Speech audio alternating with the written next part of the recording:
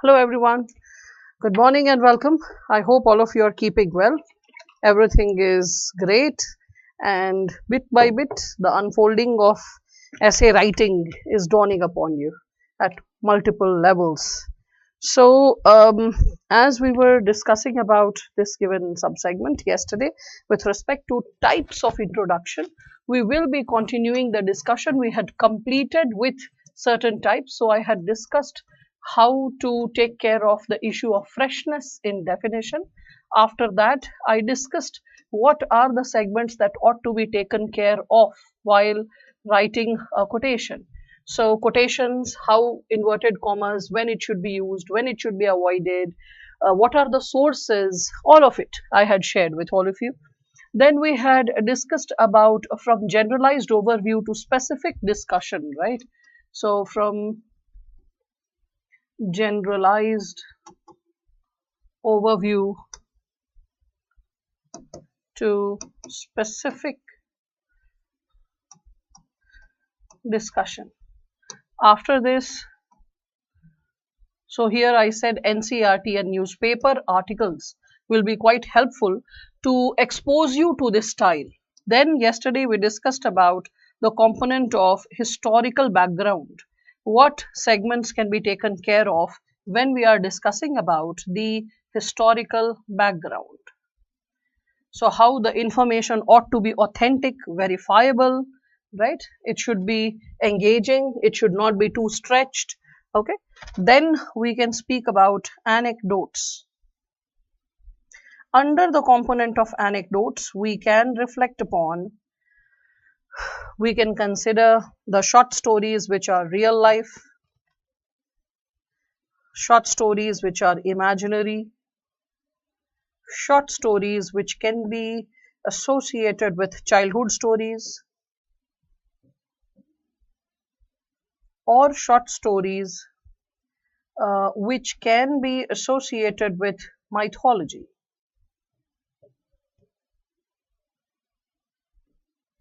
After this given subsegment, we can also reflect upon raising a question or set of questions.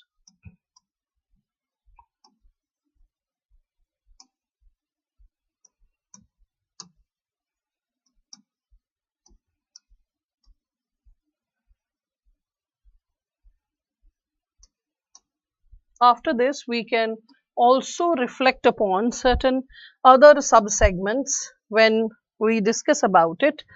We can also reflect upon something like conversation.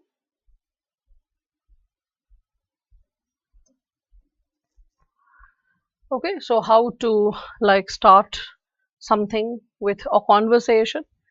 Other than that, am I missing out something? There's one thing I feel that I'm missing out. Can anyone just prompt what else is missing?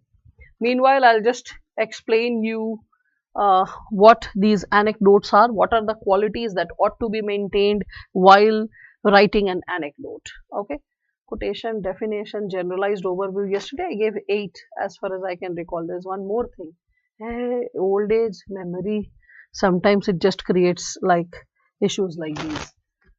So, with respect to this, when we are speaking of it, we all can reflect upon the given subsegment.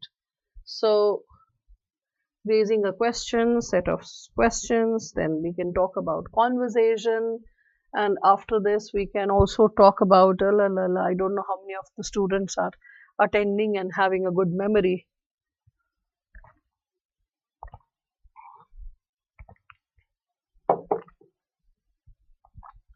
No worries. As I teach, I'll be like, okay, yes, thank you, Nirmal.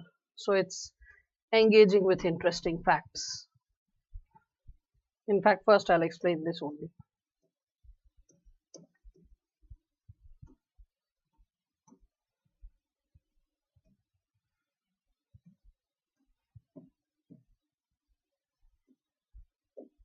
Okay, now with respect to all these, generalized overview has been already given over here, like whoever has suggested this one. I explained this yesterday.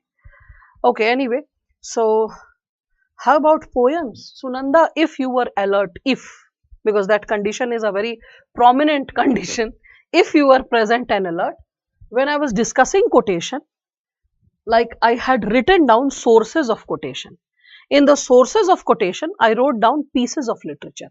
Under pieces of literature, I wrote poems, stories, novels, if you can recall that, right? So it's all about alertness. No worries, dear. This is how, when you gain alertness, you create a breakthrough for yourself. So this, in fact, had happened to one of the students. I don't know whether I had shared this or not. Last year, there was the student from Kolkata, All India 50th rank. So this fellow, after he got selected, so when I was discussing the nature of questions that he experienced, so he shared one of the questions that was asked by the interview board to him in the final interview. So he got very good marks in interview. He got something like, as far as I can recall, it was something around 194 or 197, which is exceptionally brilliant marks. So in the interview, this question was raised to him that when you, like, where are you staying? Like a casual looking, but, or casual sounding, but a purposive conversation through which the examiner aspires to learn what limitations, strengths, weaknesses you possess. Anyway, so to which, like, this child, like, said that, sir, I'm staying at Banga Bhavan. So he's like, okay, so that's near CP. He's like, yes, sir. So how are you commuting? So the child said that by metro, Delhi metro. So like, okay, fine, Delhi metro, good, good, good. So while going to Banga Bhavan, do you find something very interesting, something very engaging, interesting? When you see it, you're like, you feel surprised, or something which caught your attention. To which this child said that, he's like, ma'am, just 2 days back I had noticed that where I'm staying, next to it is Embassy of Iran. And it came as a surprise to me. Thankfully, it just made a mark on my mind and I just could recall, and I said that yes, yes, sir, I saw the Embassy of Iran, like, just next to Banga Bhavan. So it came as a surprise to me because it's not a regular or everyday affair that you have an embassy as your neighbor. And in Kolkata, I don't have that. So this was for the first time that I could see that there was this embassy which was sharing the, we can say, the boundary wall of my premises. And it came as a surprise to me. This question does not, like, aspire to ask who is your neighborhood, or what you are noticing. No, it is checking is alertness. Yes, I'm talking about Abhijit only.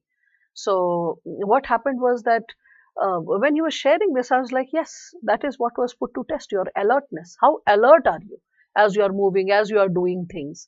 So when you are alert, and as I note down things on the board, every time I note down, I tell you that if it is not on the, if I'm making an effort to pick the pen and note it down, that means you have to take it down. And that also means, Sunanda, you did not note it down yesterday, right? So listening to the lecture casually sitting down or lying down on the bed is very easy. But taking down material, because see, I mean, like, even though it is an online session, but if you regard and respect it like a lecture, then you will be sitting on a table and chair, you will be having a notebook in front of you, you will have your headphones on so that there is no distraction coming from outside. Because if you're listening to it on loudspeaker, you'll start discussing that दोपहर में भात खाना है कि क्या खाना है, ठीक है, with your mother. That is what can happen. Because I've witnessed all that also during COVID, when I was taking one of the sessions elsewhere on Zoom, and this happened. A child got unmuted, God knows how, and started discussing whether he has to have bhat mach or what. And the entire class was listening to the conversation he was having with his mother. And we constantly said, Bhai, jo baat karna hai karte raho, mute kar lo. But that did highlight the potential of an online class, that if the child is not focused, the lecture is lost. So all I would earnestly request is be alert at all times. 2 hour session, 250 marks at stake. Why not be attentive when you know that it is worthy of combining history, polity, economy, and geography together? Almost. Okay. I mean, what kind of marks you'll fight for? 250 marks is equivalent to these sessions of essay that I'm doing. So just be alert. This is what I request all of you. Okay, be alert, stay attentive, sit properly so that even like, the bodily posture makes a difference. And then like listen to the session, keep noting down the segments. If you find something which I spoke was important, though it was not mentioned on the PPT or was not written by me, still if you find it relevant, note it down, because you like never know what you come across in we can say pieces of information that can be helpful. Every day we are constantly like writing, doing, understanding something better, right? So today only, before coming to the for this session, I heard like a documentary based on the Watanabe women of Japan, and that was so amazing because it can qualify as an example related to gender inequality, the role of women, economic participation of women, if one has to attempt something at global level. In GS paper 1 there is less scope because it is associated with Indian society. So Indian society, and then there is role of women. So that topic was more relevant, associated with like I would say the components or the aspirations of Indian society. But when we take it up at like I would say bigger level, so at bigger level we all can see that when we are engaging with this given topic, we all can reflect upon two, three core segments. I could say that this Watanabe women, you'll be curious, I know that, and that's why I'm just throwing the name so that you try to find it out. Like it's just like we say, no, Sharma ji ka ladka. So who is Sharma ji? Sharma ji is like a common surname, right? Or like Sharma ji kya bolenge? Sharma ji ka ladka. So this kind of expression that we use, it is for every third Indian, or like let's say a regular title. So it is representing the common man, the common man's aspiration. In the similar manner, we have the word Watanabe. Watanabe is like a common surname in Japan. Almost every fourth person has a Watanabe surname. So Watanabe women was associated with housewives who were into savings, and they started investing their savings, okay, in international market, first in the forex market, and then benefiting from the quantitative easing policy of Japan's banks and this and that. And they were studied from 1980s, 1990s, 2000 by the global financial market, that how the Watanabe women are behaving, what is their nature of investment, because they over the years, over the decades, because of spending, investing, they have become experts of the financial market without quote unquote any formal financial education, okay, losing the money and learning from it, and making a lot of money, windfall profit, and learning from it. That's something which is quite interesting, okay. So anyway, in the similar manner, learn new things every single day. And whenever you learn new things, keep noting those things down. You never know how bit by bit seeds of creativity keep getting sowed day after day, and you become a better like learner, you become a better person, and you are able to interpret the components more sharply and powerfully. One thing. All right. Uh, all right. So, Biswajit, as you are asking this question, that when we use any fact, can we write like according to the Prime Minister, Finance Minister? No, no. Because whenever they quote a source, quote the source, never quote the person. Okay. Because that will not be considered very powerful. And sometimes when it comes to political leaders and ministers, sometimes it happens that in the process of delivering the speech, because they are overwhelmed with a lot of facts and they are not experts of that genre, they are spokesperson of their, we can say, department or ministry. So in that situation, it has happened in the past that incorrect facts have been spoken, and which were later on rectified. So because they are not experts, that slipshod can happen. Okay, so it's better that you quote the source from where the research has been done, the survey has been done, or the data has been lifted. Or you can also talk about it from the perspective of the published data, because a publisher cannot ignore the source and the authenticity of the fact. All right. So don't write like that according to PM or PMO. No, it will also like not keep the stance of apolitical. If you have studied ethics, you must have heard of the term non-partisanship is something which a civil servant should maintain. So impartiality and non-partisanship. What is non-partisanship? Non-partisanship means that a civil servant should never associate himself directly or indirectly to any political ideology or political party by and large in public. Why? Because a civil servant is considered as a friend, philosopher and guide of the society. So if a civil servant is loud and clear about his or her political preferences, it will influence the choice of the regular public. It will influence the political orientation and attitudes of the regular public. So it is considered that as an anyway a civil servant has to work with so many different political parties over the decades. Political parties will climb up to power and go down, but it is the civil servant who is the permanent executive. So if a civil servant is exercising biases, it can create problem in governance. Also, while providing important assignments or and portfolios to a civil servant, this non-political attitude whereby a person is not apolitical, the person has political allegiance, the person will not fall in the good books of the political parties which come to power. And if the person is not in the good books, the portfolios or the assignments that can be given to the person, once the political party that was in power and in favor of that civil servant, when it falls out of power, this civil servant will face hardships or will get not postings which are up to his or her caliber. So why to get into the politics? So why to take up names? Because as the examiner will be evaluating, the examiner will also look into the civil services values, right?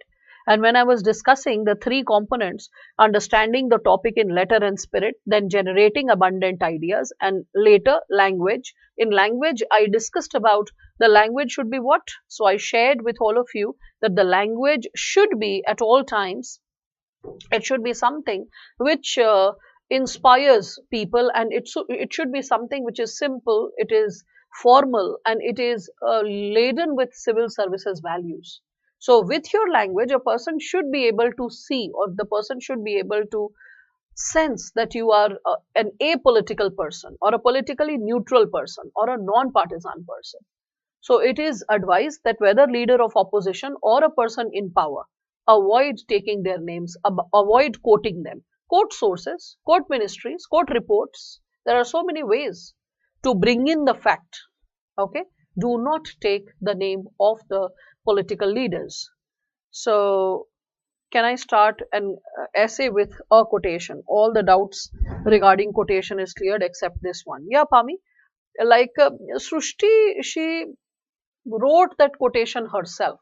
Okay, she wrote that quotation herself and she started with it. And yes, you can start like that as well. And it's not necessary for you to create a quotation. You can quote someone else. And there are so many, I would say, pieces of literature or essays whereby you can see that sometimes the essay starts with a quotation. So, like you can choose any source, renowned, non-renowned sources, or self-created. And the thing is, Srushti, she had very average marks in essay. If you see her essay marks, you'll find it very average. And that's one of the reasons why I say this to students, that just because someone is topper, don't blindly follow. Because a person might be topper in overall marking, but not necessarily every single page and every single aspect. And when a person is not topper in every single aspect, probably the advice may not be so sound. So always trust an academician, always trust a senior, a person who has been like an expert in that area only for decades together. Because students, they prepare for 1, 2 or 3 or 4 whatever years, and then they get selected and they go.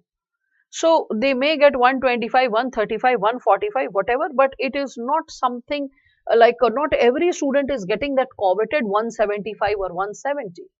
But students even getting 125 or 135 are open in the public advising what should be done in essay. Okay, so then you get a little surprised that you are not even distantly an expert. You are just an average writer. Okay, so don't follow toppers for content. Follow toppers for timetable, strategy, like how to manage the overall preparation, how to maintain enthusiasm, what other sources they consulted, just to cross check and see if it is relevant for you or not. So for all that, it is perfectly fine. But do not follow toppers for core content, because probably from your standard, you will find the content quite okay or good. But the thing is, the standard is way above. So if you follow a very good standard, you yourself will be pulled up minimum to that fellow or that person who is getting selected that level, sometimes even better if you hold greater potential. If you are open and exposed to average sources, even you will become average, because not every person getting into the list is like really good. I'm not talking about her, okay, I'm talking about a lot of aspirants specifically, not her. Even Abhijit's essay marks were pretty okay. I mean, it was not the best of the best, but he was all India 50th rank. So multiple such examples are there, whereby students are amongst top 50 or top 100, but not necessarily having very great marks in essay or any other GS paper per se. Some permutation combination of optional and interview and essay and GS works in a manner that it is favorable for the student to get selected. So that's what. After the quotation, can I mention the name of the person? Yeah, I mean, you can do that ways also. I had discussed that Pami yesterday, that according to Gandhiji, putting a dash, writing down. If you know the quotation exactly, putting it under quote. You don't know the quotation exactly, don't put it under quote. All that I had shared yesterday. I had also shared, if you don't want to write according to, no problem. You write the quotation, put a dash, write the person's name. That's also perfectly fine, right? So, yeah, that's what. When we are speaking of the types of, we can say, introduction and the potential that's there. So as we are further progressing, I was discussing about the very possibility of like choosing engaging facts, interesting facts. What do I imply by that? See, engaging and interesting facts is like, let us say there is a topic related to poverty, and you end up discussing about something like the data related to poverty, and you quote, according to National Family Health Survey 5, the intensity of poverty has further reduced, and we can observe that. And then finally, suppose you are giving the data of National Family Health Survey 5, and you are discussing that how India has almost halved its poverty or something like that. So that is like an agreeable fact. The examiner will be reading that fact and will be like, yes, yes, yes, this is perfectly fine. And after reading that, the examiner will be like, this sounds kind of correct, but what can be a better version? How to make it more like, let us say, engaging or interesting? Um, Facts become engaging and interesting not only just by being authentic or like being popular and in news. They become engaging and interesting when they hold the power of analysis. When there is power of analysis, you are able to create a breakthrough for the examiner, okay? And you are like from your perspective, not like the examiner is experiencing a breakthrough through you, but you can show that you possess the potential of wholesome analysis. You can see the larger picture, though you know the facts, but you can also see a comparative analysis of the facts. So if any kind of fact which is like, we can say, creating a new insight or creating this sneak peek that you are a person who is like very well posted or aware with all the given segments, and you can have a, I would say, a thorough sense of analysis. That's something which will probably like really help you. Now for this given subsegment, I will be giving you certain insight, like for example, everyone knows that National Family Health Survey, like National Family Health Survey 4 and then 5, they kept depicting that poverty is constantly declining in India. It is a household survey and a sample survey. So when I say sample survey, so still 5.5 lakh households were covered, and sizable data was collected. Now the question is that when this survey was done, but it is a sample survey, mind it, with like 1 billion plus population, as in 1.4 plus billion population. Still, when we are speaking of sample size of 4 lakh or 5 lakh, it is somewhere like, relatively smaller. That's something whereby data manipulation can happen. Anyway, I will not talk about at length about data manipulation, because that's not the note with which I want you to like start. But I can give you some startling insights. So if I ask you, just tell me this thing, that what is the size of the middle class in India? Yes, people. What is the size of middle class in India? Just being curious. What is the size of middle class in India?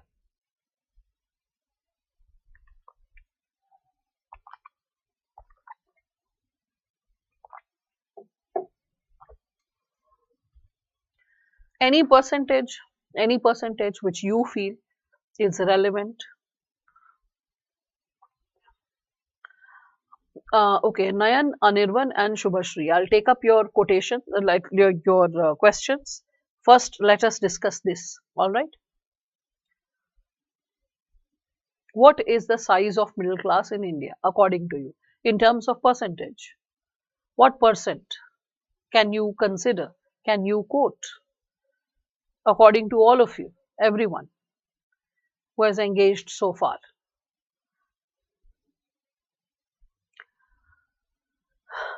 So as all of you are coming up with facts, छोटा छोटा मैं बता देती हूँ. Yes, Subhashri, songs can be treated as a quotation. Yes, you can quote Rabindra Sangeet and you can translate it. You can quote Gitanjali as it is because it is in English. So yes, you can go ahead with that. Anirvan, as you are asking that, does it affect using some quotes in between paras or before starting a new para? No, it doesn't harm or hurt. Don't overdo with quotations, like every page 3 quotation, every page like let's say 2 quotations, because there'll be 16 pages, so you don't need to write 32 quotes. Maybe on a high side 5 to 6 quotes in entire 16 pages is fine. All right, so that's what I can suggest. So yeah, maybe towards the beginning, towards the end, maybe somewhere in between, that's perfectly fine, but don't overwhelm, because quotations after all are borrowed ideas, right? Again, with respect to this, Nayan, as you asked, that when we are writing our quotation, do we have to put it inside inverted commas? Yes, Nayan, you can always put it under single inverts or double inverts, doesn't matter, because I mean the examiner can sense that like it's something self-created, and you don't need to write down according to me or by me, nothing of that sort. You just put it under single quote, and then you can start connecting the next para with the quote, that as the quotation goes, and then you can just or like you could just start with the quotation. You can say that this verse gives a reflection regarding the problem of, or regarding the issue of, or it hyphenates the issue related to, like that. Okay, Nayan. Now, as all of you have come up with certain percentage, so Pami, you're suggesting something around 59-60. Aditya is saying 70 to 80. Biswajit is saying 80 to 90%. And then Sunanda is saying 30. And Nimai is saying 31. And then further, I can see a few other students who have not mentioned their name, but they have written 50 to 60, more than 50, 60, all that, right? 70 also, Anirvan is saying. So someone is coming up exactly with 100 crore. All right. So, okay, very good, Nimai, as you can arrive at that. So Sujoy is saying 65 to 70. All right. So as all of you have come up with a certain percentage related to the size of the middle class, now let me give you something very interesting and engaging. 2011 census suggested that, I mean, after the census, when the NCAER like studied the data, so NCAER suggested that around 23% of Indians are supposed to be middle class. Similarly, Homi Kharas in 2013-14. So again, he is an international thinker and researcher. So Homi Kharas wrote a research paper on middle class across the world. So with respect to India, going by the international standards, he said that the size of middle class going by international standards is barely 6%. But this class has the maximum potential. By 2030, this middle class will blow up 3 times to 4 times its size. By 2035, interestingly, he said that the global, we can say, if the global diaspora, Indian diaspora, or people of Indian origin and like living across the world, if they are considered, so by 2035, they will hold the potential of becoming 1/4 of global middle class, because it's the fastest rising and middle class in the world. All these observations. Recently in Economic Times, it was published with respect to the middle class in India, it was suggested that though NCAER, by we can consider the progression of the middle class, it suggested that it is about 30%, but beyond doubt, this middle class size will further increase, and by 2045, 2050, we can consider that more than half of the population would be of middle class. Now, all this, why did I ask? And why did I make you discuss this? For the simple reason. When we discuss about the possibility of creating intervention related to food. And when we talk about National Food Security Act, so National Food Security Act, what is the percentage of people benefiting from National Food Security Act? People, what is your level of awareness related to it? National Food Security Act, what is the total percentage of beneficiaries officially, because it's an act, it's a law. So what is the total, like we can say, percentage of beneficiaries out of the total population of India? What is the percent which is supposed to benefit from National Food Security Act? As a writing skill is an inherent property of an individual, so we need to develop it only by writing again and again. Because besides that, we can take an idea from NCERT Yojana to know how paragraphs are interlinked. Yes, Spandan, that's what I have suggested. So that's a correct observation. Yes, rest of you. What is the beneficiary, the percentage beneficiary benefiting from National Food Security Act? Any idea? Okay, so as all of you are suggesting, like the percentage, officially it is 67%. It's an act, it's a law. So when it is a law, we cannot do away with the law without amending it. So, like if we are talking about it, how many people benefited from it? It was last year, the data released by the government hinted that about 56% of India's population received the food grains. 56% of India's population received the food grains. But when we are talking about National Food Security Act, so I'm so sorry, I sometimes laugh in a very funny manner. Okay. So with respect to this, when we are talking about this given subsegment, we all can see that around 67%, okay, 67% of the population is supposed to benefit from the National Food Security Act, whereby 75% is from rural areas and 50% is from urban areas. That is how two-thirds of India's population is supposed to benefit from the National Food Security Act. And who is included in it? APL and BPL families, above poverty line and below poverty line families. Okay. Now just think about this given segment when we are talking about it. You are able to identify that the government itself is accepting and declaring that two-thirds of India's population is either APL or BPL. So we are left with how much? 33%. And out of 33%, at least 5 to 6% will be rich. So by what rhyme or logic you were thinking that the middle class of India is 50% or 70% or 80% of the population? Logic. Understanding that? When you actually see how the government is itself evaluating, you get an idea. So, what is the curiosity or what is the concern that would rise for all of us as we are talking about it? So, we all can probably connect with this given subsegment as we are reflecting upon it, right? That when we are talking about the given possibility of, let's say, the middle class coming into power, or the possibilities associated with the middle class, right? So we all can probably understand this, that if the middle class is ever growing in India, then we need to reevaluate how we are identifying the poor. And if we re-identify the poor, then we have to cut down the number of beneficiaries, the percentage of beneficiaries officially recorded under National Food Security Act, right? If middle class is ever growing, then in that case, right? So when we are speaking of this given subsegment associated with, let us say, the possibility of middle class in India, this is what you are supposed to know, learn and understand. How to identify the dynamics of what is unfolding before all of us. All right.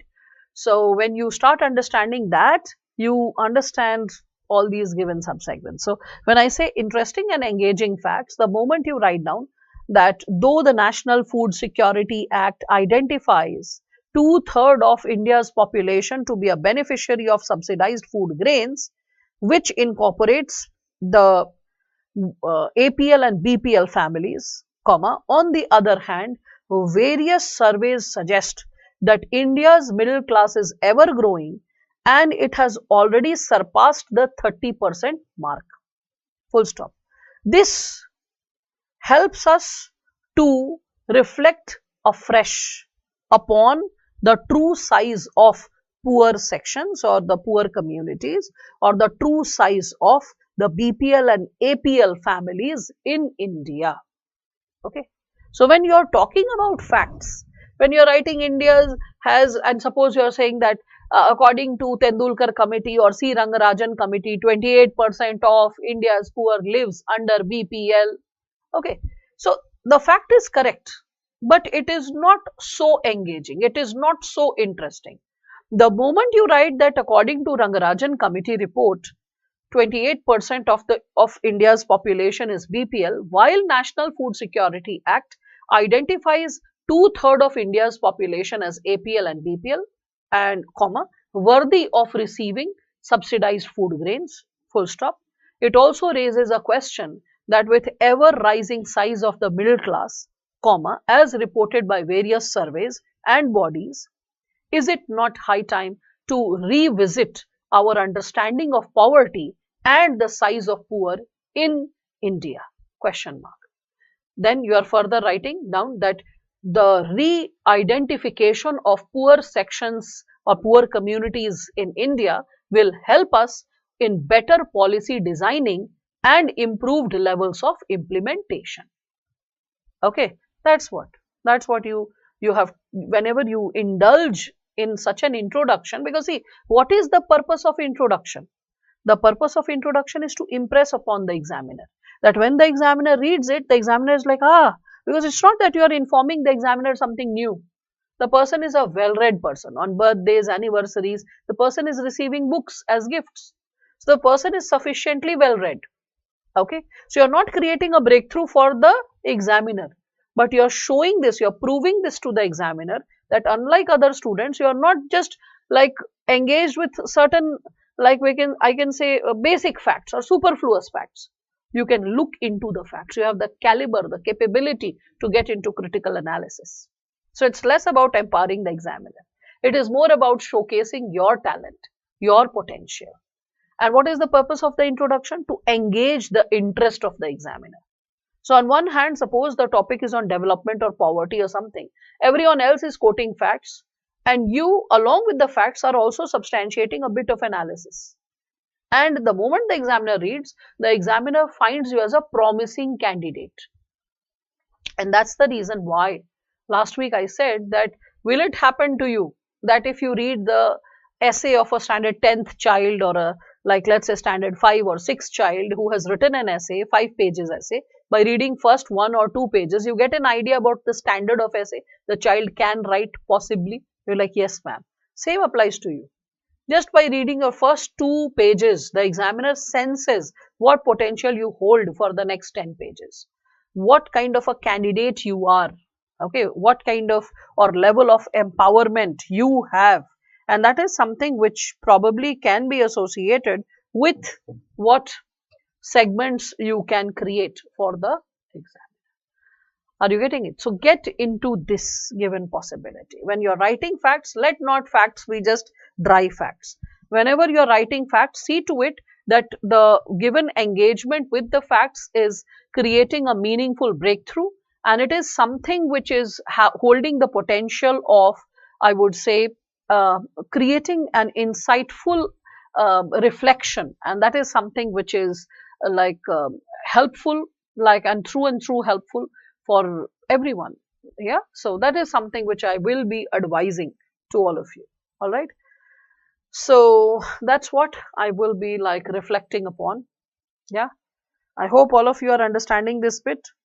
So with respect to this given area, I'm so sorry. So with respect to this given area, as we are like heading further ahead, so I hope this is clear. This component associated with engaging with interesting facts. Okay. So the idea of engaging, interesting has to be kept intact, and that's how you do it. So again, further, suppose if I would have, if you want one more example, I can give. So suppose everyone knows what is brain drain, right? What is brain drain, people? You must have heard what is the term brain drain indicating, implying. Yeah. What is brain drain?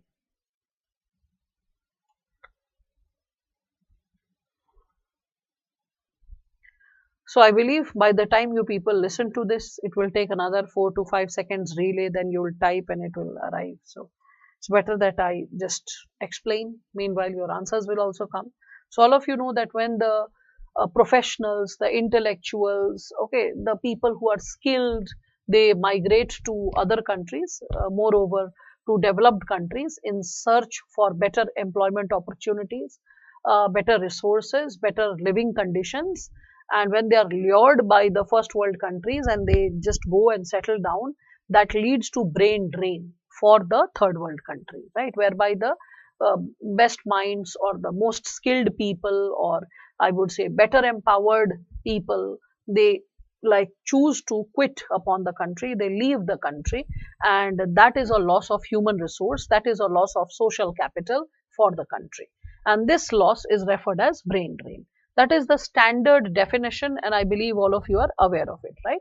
Like doctors, scientists, engineers, okay, professors, lawyers, all these people, when they leave the country, they go abroad, they settle there, they take up the jobs over there, right?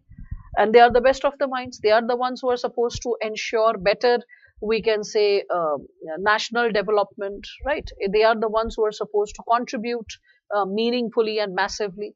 So when all of you are understanding this very meaning associated with brain drain, let me give you a very interesting insight related to it.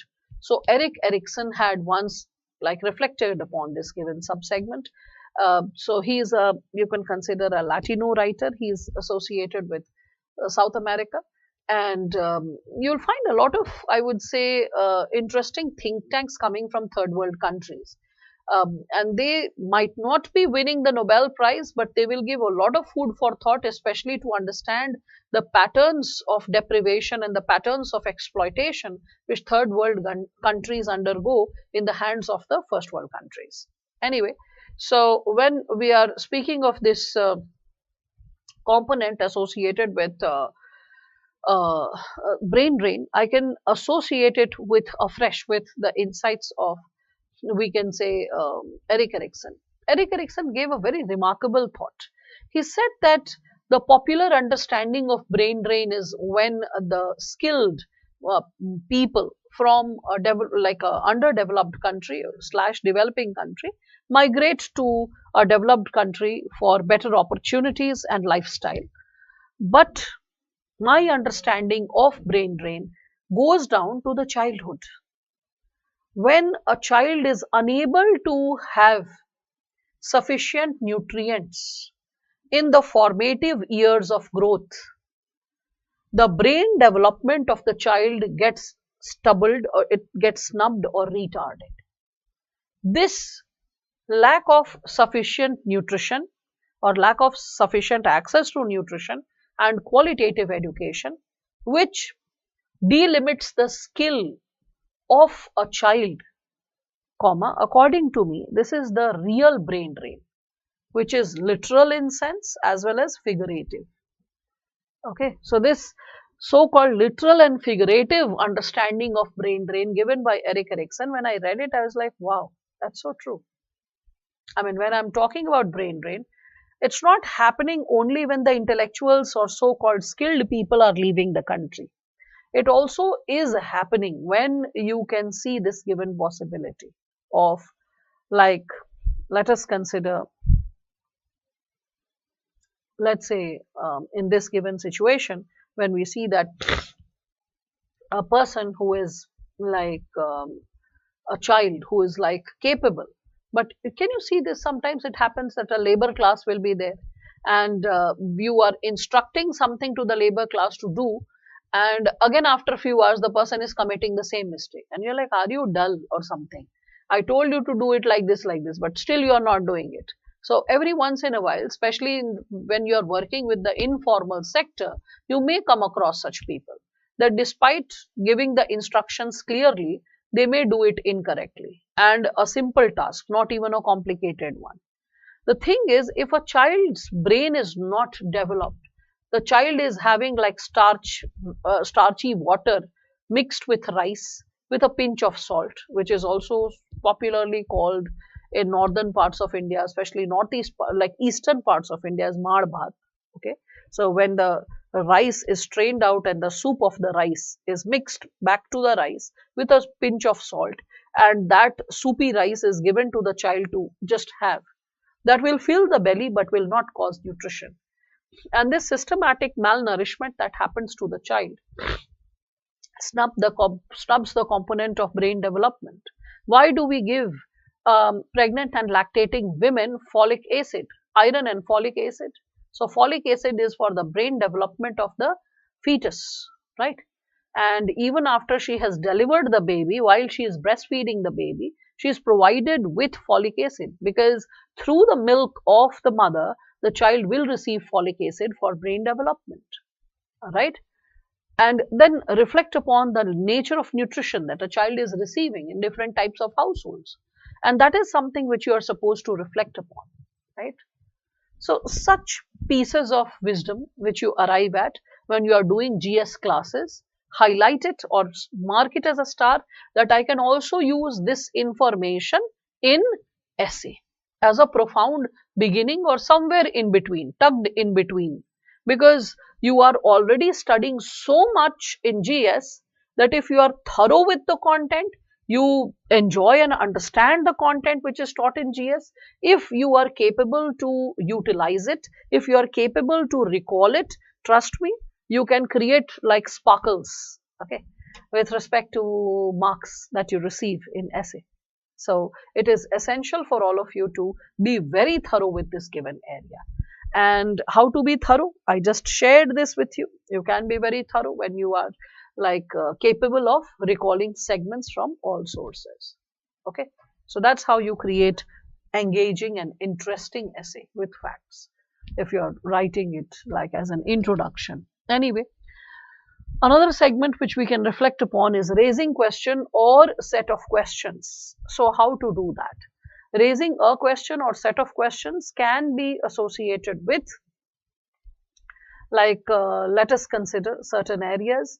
So you can associate it with okay, so let's say we were discussing about education as it should be, right?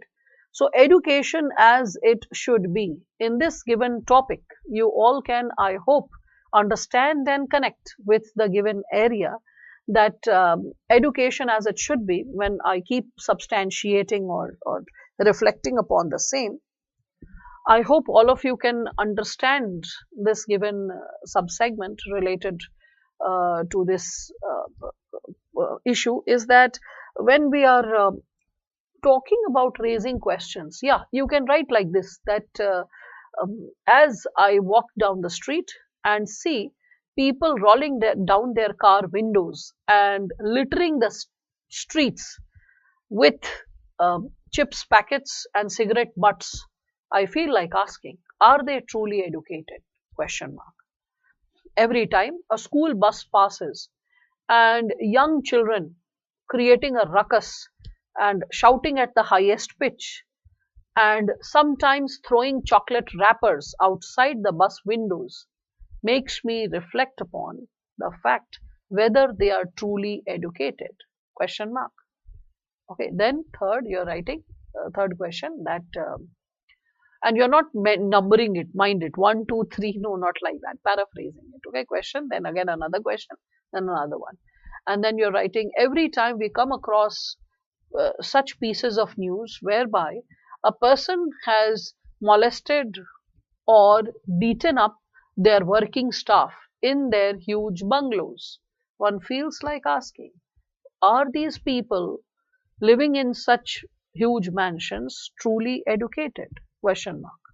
So when you're raising these like sets of question, what are you doing?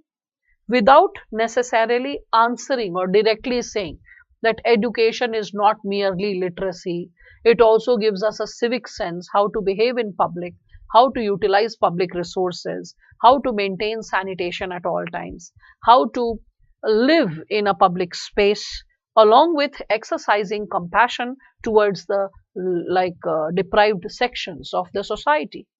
Full stop. So I hope all of you are getting an idea when we speak of this given subsegment, right?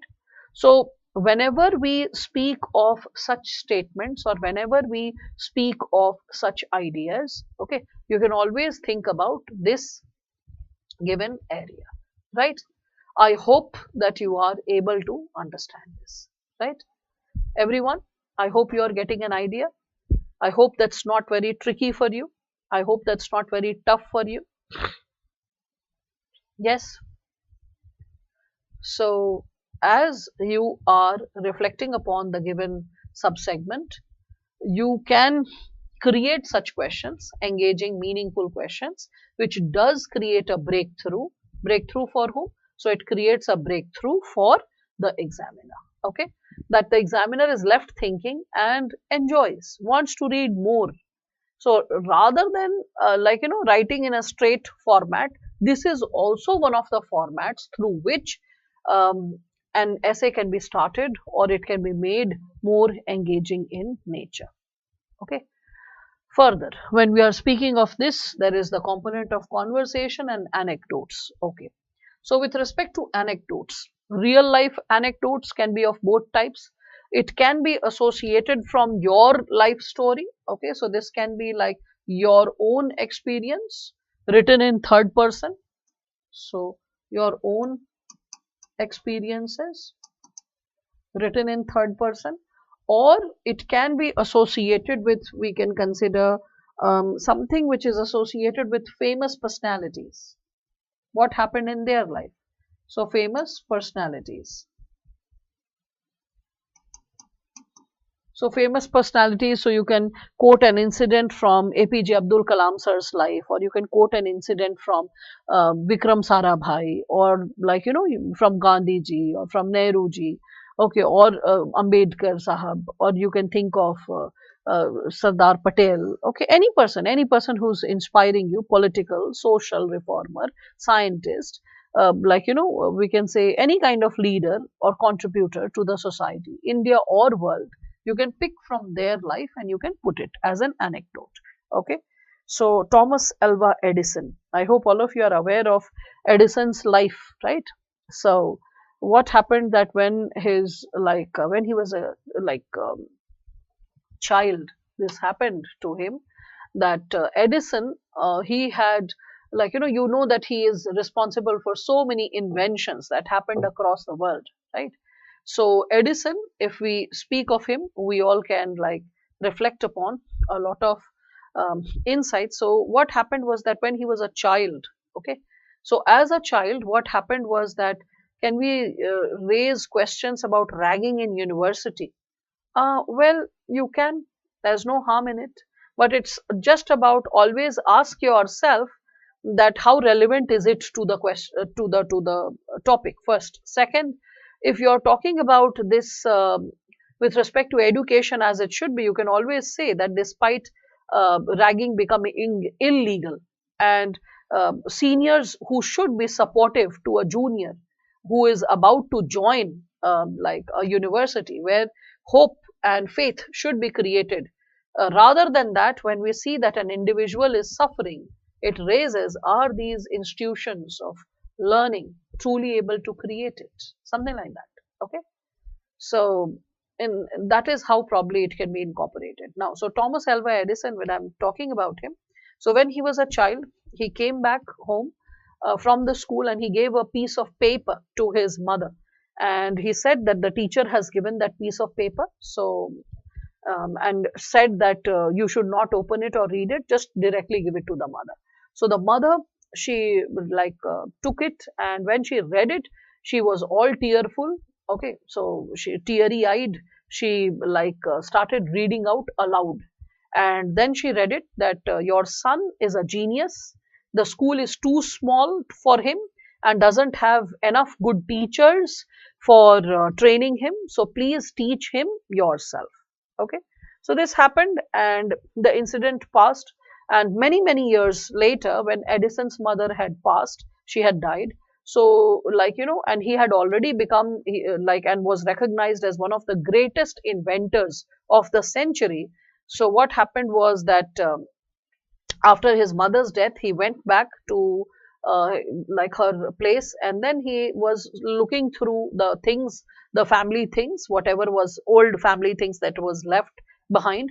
So what happened that there was a table, and he opened the drawer of the table, and there in the corner there was a paper that was folded, and he took out the paper, he opened it up, and on the paper was the same note which was written by the teacher. And she had written that your son is addled. Addled means mentally ill, mentally slow. So the teacher had written that your son is addled. We won't let him come to school anymore. That is what was written. After that, when Edison read it, he cried for hours together. And then he wrote it in his diary. Okay, that Thomas Alva Edison was an adult child that by a hero mother became the genius of the century. Okay, so this specific statement, if I were you, I would have just memorized what he said. Thomas Alva Edison was an adult child that by a hero mother became the genius of the century. And I would have squeezed down the entire narrative if I was writing the anecdote in just 3 to 4 sentences. That Thomas Alva Edison came with a note from the school to which his mother said that he was a genius and henceforth the school won't be able to educate him. That would have been my first sentence. Years later, when he became a famous scientist and a genius of the century, after his mother's death, he visited his home, full stop. Then third sentence would have been that while going through family things, he came across a piece of paper, and that was the same given by the teacher, which said that he was an adult child and unfit for coming to school anymore. Full stop. 3 sentences done. Fourth sentence would have been Thomas Alva Edison cried uh, for hours or for few minutes, and then wrote it in his diary, and then the statement. Full stop. That's how anecdotes ought to be written. Not too stretched, not too long, very precise, preferably 50 to 60 words. It should be over within a para. It should be visible that in a page, when you started the anecdote or the story, it started and it got over. It should be visible in that page itself. It should not be like you're going on and on writing the entire story, one page over, next page turning, then also something you have written. No. Then it will look more like a story writing competition. Okay, you don't have to get into story writing competition. You don't have to write a stretched up story. If you are indulging in an anecdote, whether it is related to a real life incident or imaginary incident, in real life it is, if it is associated with your life, then it should be written in third person, as it happened in so and so district, so and so area, whereby a boy or a girl experienced this and this, which led to this and this, like that. If you're writing about famous people, then also you have to first recall the entire incident, then make a gist out of it, mentally prepare a sentence, okay? And after mentally preparing the sentence, you can write keywords of the sentence when you are on a separate piece of paper, all the keywords that in first sentence this, and then this, and then this, and then this. And just seeing the keyword, you can elaborate upon the sentence, right? So just write the keywords, indicative words of the introduction, and after that, you further move ahead. So that's how you can deal with it, okay, when you are discussing about it. There's no difference between third world country and developing country, Viswajit. You can read about it. It is associated with IR, why third world countries or why developing countries are referred as third world countries. Okay, it has to do with the US and USSR war, okay, whereby the world was divided into blocks, first block, second block, and the third block. Second bloc disappeared. So what is left is first world, or rather the first bloc, that is US and its allies, and third bloc, that is the developing and underdeveloped countries. Okay, so two boys going to their destination holding bags. One is in school uniform and other is in torn clothes going to the market. Who are they? Why are they different? Why they are with different destinations? Yes, you can start with something similar, uh, like, as keep writing, just keep writing. As you keep writing, such expressions can also become polished. Okay, that two children crossed their path. Okay, so rather than boys, why to engender it? You can always write it like that. The two children or four children crossed their path on a given street early morning. Two of them had sacks on their back to collect, uh, for collecting trash, while the other two had school bags. Question mark, full stop, and then you're raising, why do these children have different destinies? How is it going to shape the nation in the future? What potential such children hold for the wholesome development of the country, or for the unfolding of different phenomena for a country? Question mark. Okay. And for writing at this level, with the same example, I used your example, but for writing at this level, what you need to do is constantly write. The more you write, the more polished you become at the level of thinking, recalling the structure, and writing. Whoever has proposed this introduction. All right. So, with respect to anecdotes, one piece of advice which I'll be writing is like, just keep it short. And when I say short, let it not be more than 60, 70 words. 60, 70 words max, max. It can be 40, 50, anything, that is preferable, but 60 to 70 words max. Do not stretch it beyond a page. Anyway, next comes the component of imaginary. With respect to imaginary, I can give you an example which is of a student, one of my students, Rajendra. He is in revenue services, the mark of one of the most, I would say, hardworking, and one of the most, I would say, um, intelligent, smart, like more than intelligent, smart people I've come across. So this boy, he was a Hindi medium student, and he was like, he had, other than Hindi medium, he was from a village in northern Rajasthan. Okay, Churu or Jhunjhunu. So what happened was that he also got married very young. When he was 16 years old, he was married. So when I had met him, it happened so that he like said that, ma'am, I'm appearing for this year's exam, and he had taken Hindi medium. So while interacting with him, I found him quite intelligent. So I said, from where did you do your graduation and this and that? So he said that, ma'am, I studied from IIT Roorkee. I was like, wow, IIT Roorkee, that's great. Like, yes, ma'am. Like, and then he shared that how he studied in his village. In standard 10th, he realized that getting into IIT is a big deal, and he should work very hard and like aspire and try to get there. And then he said that, ma'am, I prepared very well and I got through IIT. After that, completing my graduation, then I got into this game of preparing for civil services. Anyway, when I met him that year, he got very good marks in essay, but he could not make it to the list. He went to the interview, got moderate marks. Overall, he could not make it. Anyway, he could not survive the competition initially because he needed money urgently. So he got into preparation of SSC CGL, cleared the exam, became like, he joined the system, and he went to Chennai as a customs officer. Definitely, he had a good rank. That's why a customs officer. After like working at the customs office, he kept preparing for the civil services exam, again appeared for the interview, and this time he got into revenue services. And it was COVID, so he just gave me a number. Like, what is this? He was like, just check, today the result is out. So I checked. So, oh, it's you. And I was so happy for him, so happy. So we had a brief conversation. So he informed that he encouraged his wife also to complete her education. So she did her graduation, her master's simultaneously. after doing her masters, she stood for the Gram Panchayat election. She became the Sarpanch.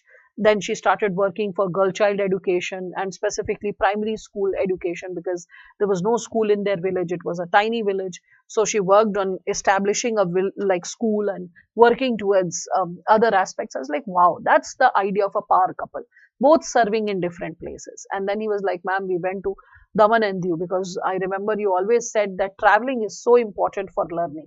Other than books, it is traveling that nourishes the soul. So, like, I called her and we went to Daman and Diu. I was like, that's so amazing. So, like, people who consider, oh, child marriage, this and that, yeah, it is a problem, because children are not so mature to handle human relations. But at the same time, if they are aware or educated enough how to handle human emotion, I believe a lot of chaos, distractions, unnecessary botherations, and issues can be put under check. That's what I feel. So, anyway, so this child, what I am sharing his example associated with imaginary incident. So, in the component of this imaginary incident, he had written this introduction, and I believe it shall be inspiring all of you, impressing upon all of you. So, he wrote this segment as he introduced the essay. So I'm not giving the title. Okay, I'm not giving the title. I'm just sharing what he wrote, and then I'll provide the translation of it.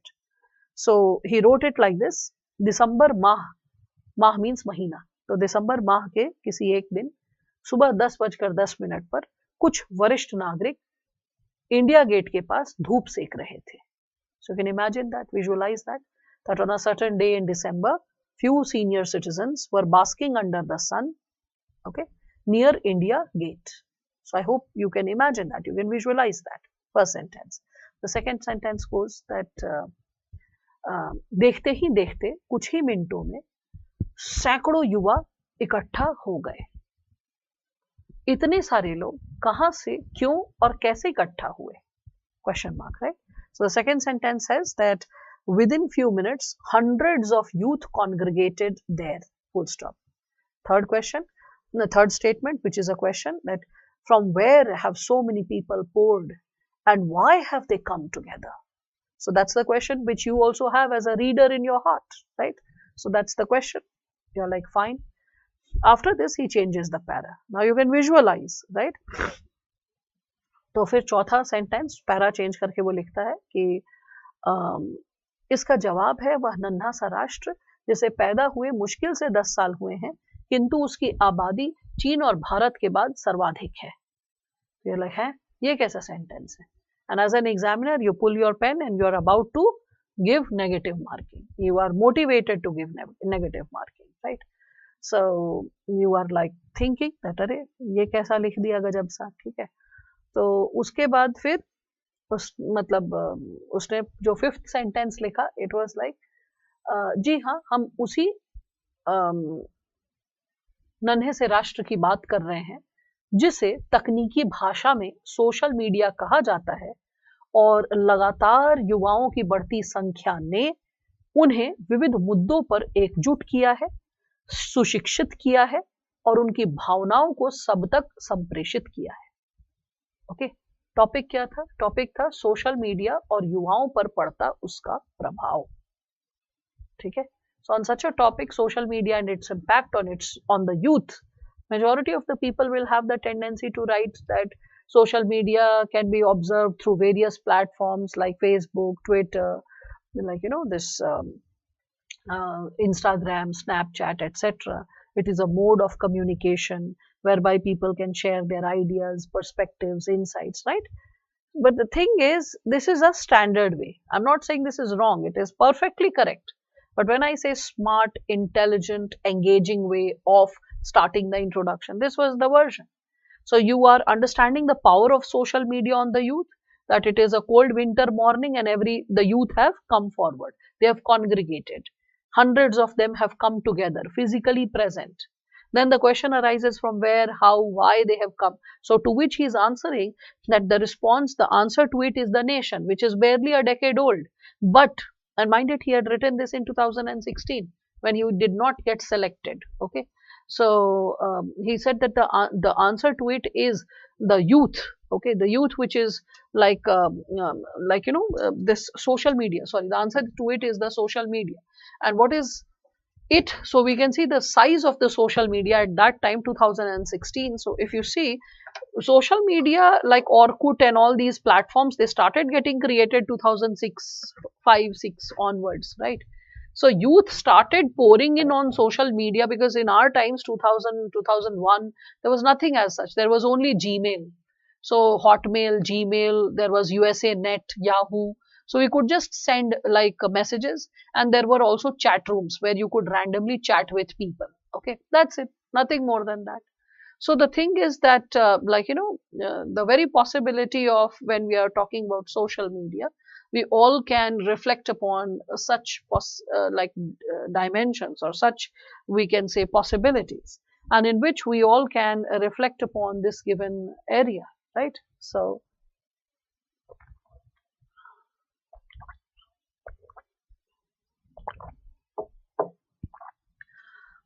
when we speak of this given dimension, we all can reflect upon this. So, social media, I mean, the word nation, I found it little inappropriate, but chalega. Why chalega? Because nation is what? It is like when a group of people have a common or a shared sense of belongingness. So, a group of people having common and shared sense of belongingness, it's not necessary that they are recognized as a nation state. It's not necessary they have a territory. It's not necessary that they have a sovereign identity. Like the Baloch people in Pakistan, they identify themselves as a nation, but they are not a nation state. Like we can consider people in Nagaland, not all, few of them, or people in Kashmir, not all, few of them, or people in Punjab, again, not all, few of them, may recognize themselves as a different nation, but they are not a nation state.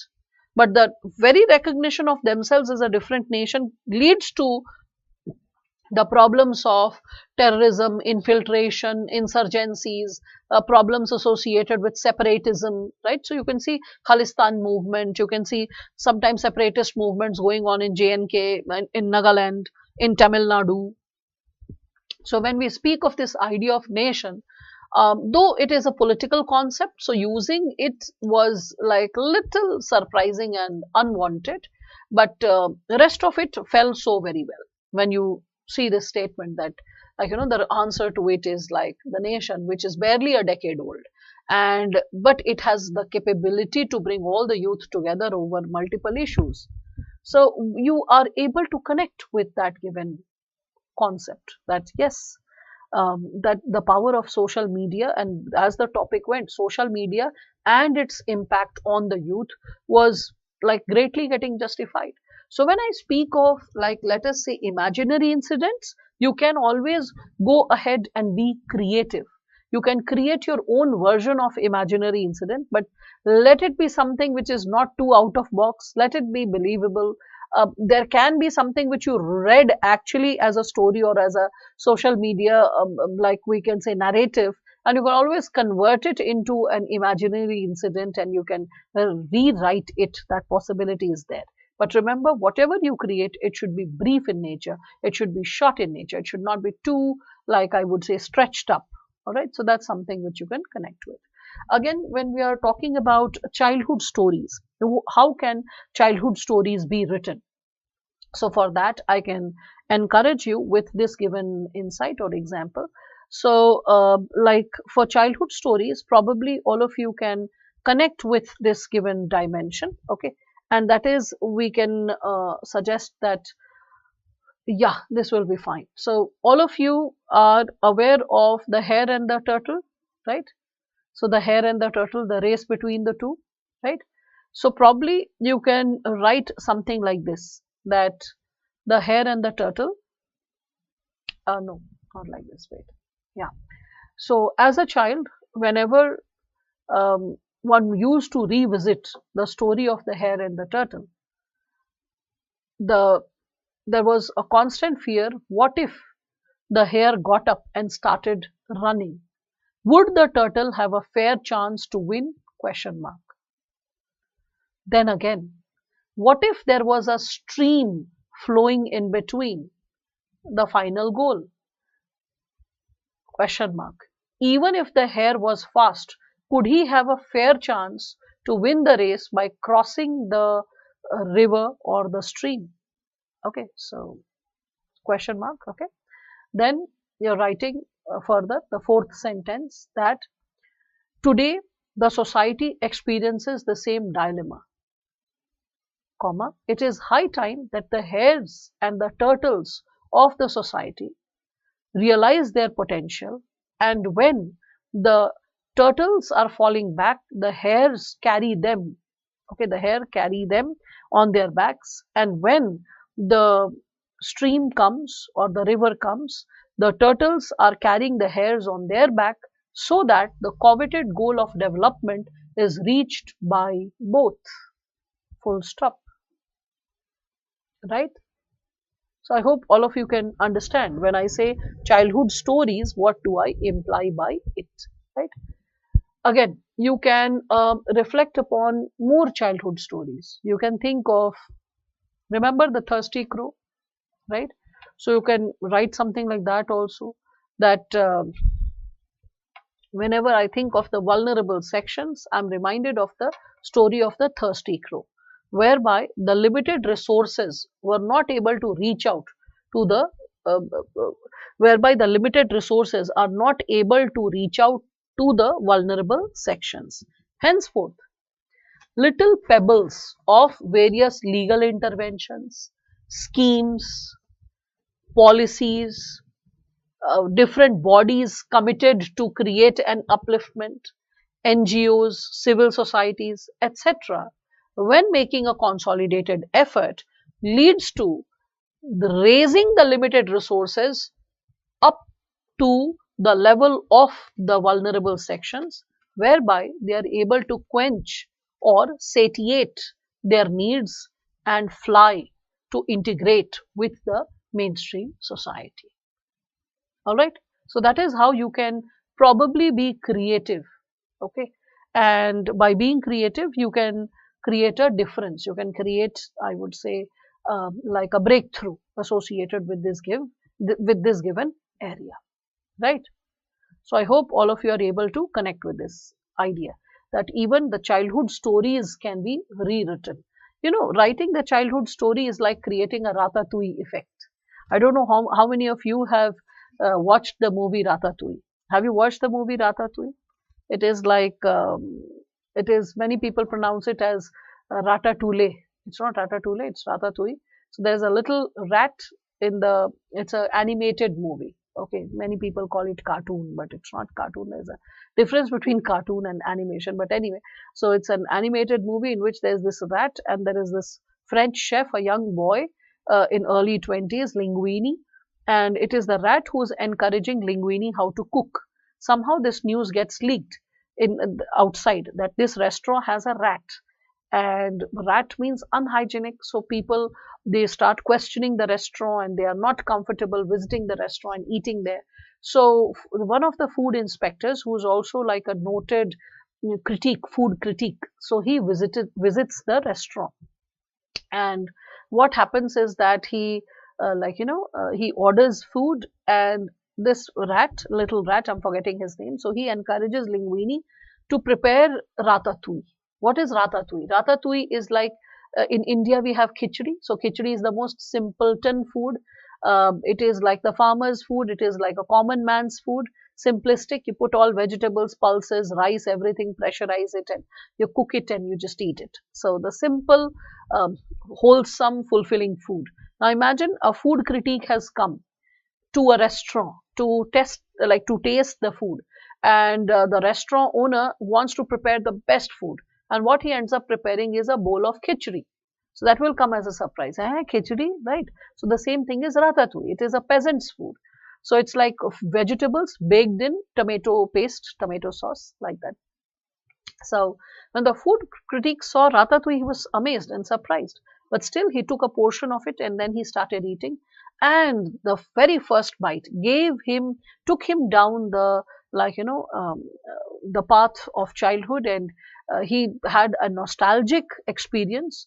Why nostalgic experience? Because his mother was a peasant and she was working in the farmland, and she used to prepare a hot bowl of ratatouille, a hot pot of rather ratatouille every time she used to come back from the farm and he used to be back from school.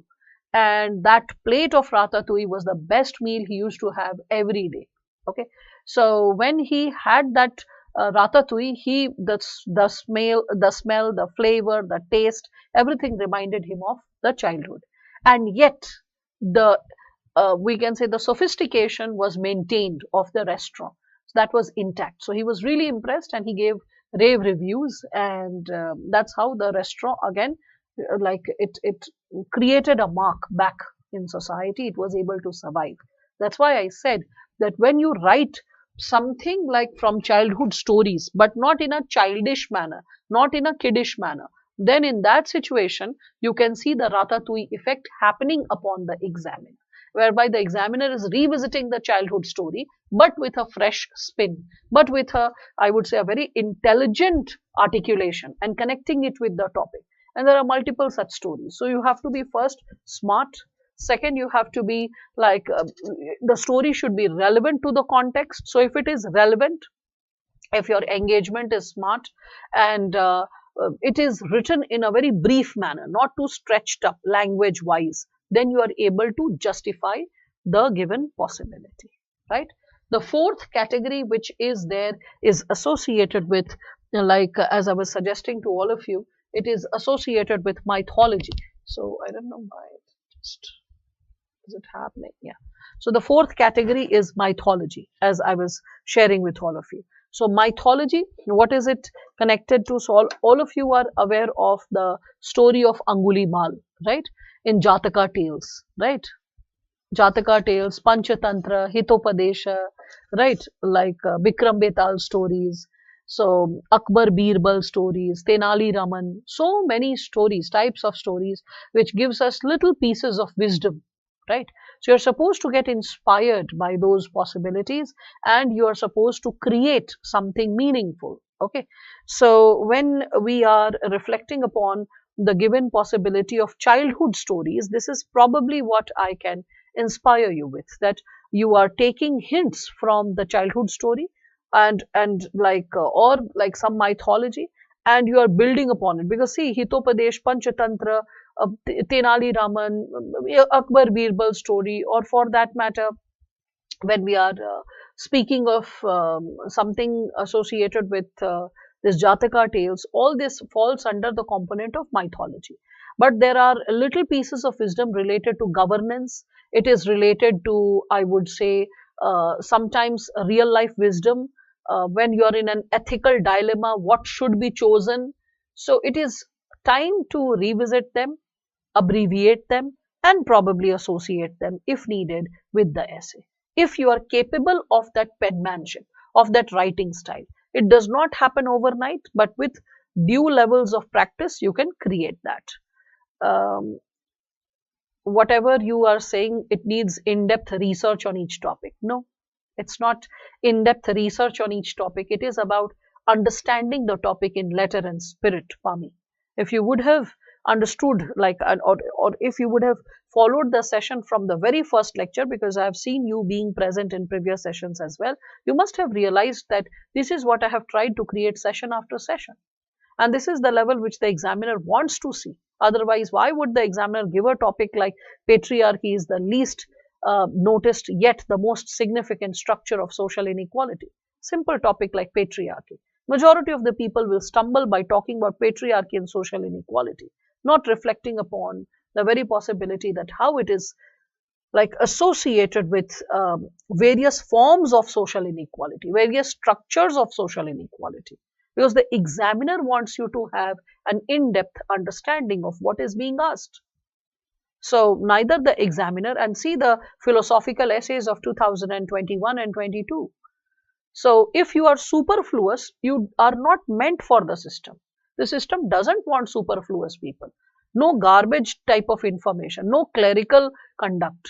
If someone is having a very average understanding, you better go for average jobs. This is something at the level at which you should encourage yourself to think, because this is the level at which you are getting evaluated. Okay. So rather than like, lowering your standards, I'm supposed to pull up your standards.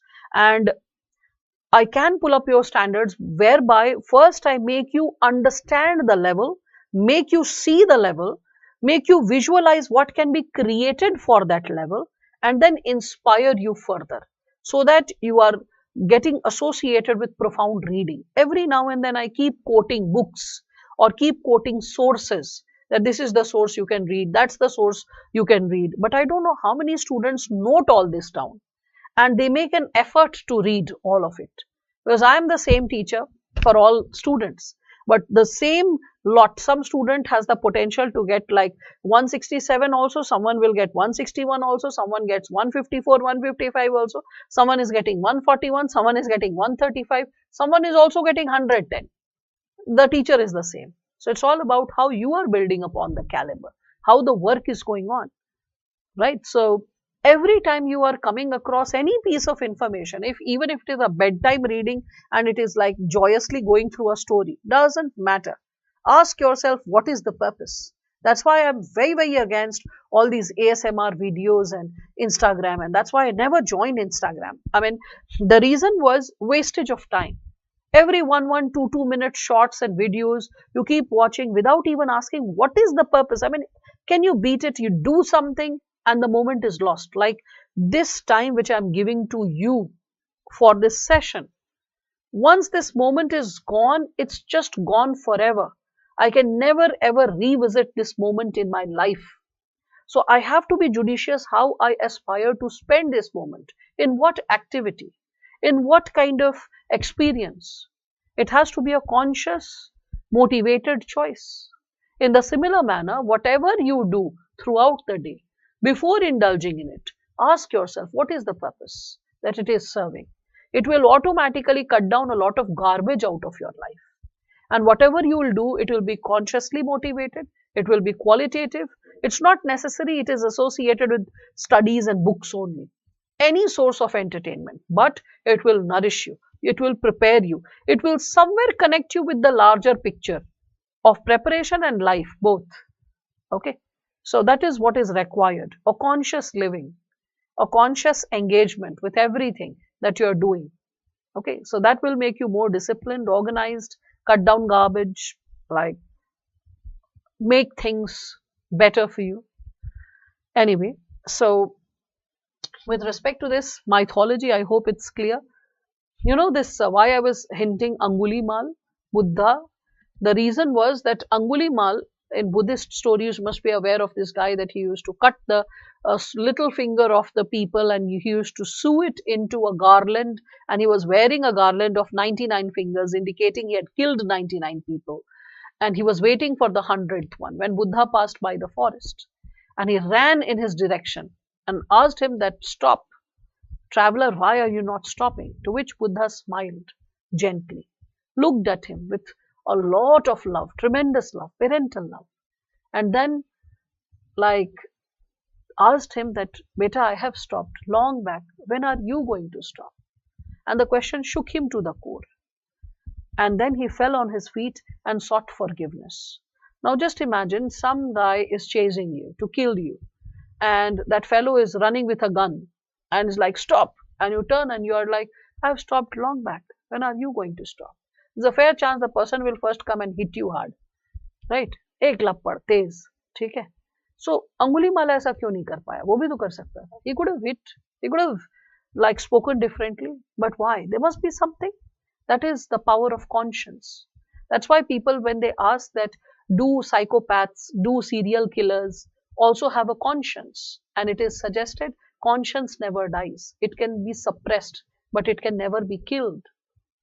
And conscience is a word which you have seen has come few times in previous year essays, especially quote-based or value-based essays, philosophical essays. So probably for a topic like conscience, you can start something like this. So when we say that conscience is never killed, conscience can be suppressed. So even serial killers can have a conscience. And this can be proved by the story of Angulimal, because this boy, he was a prince.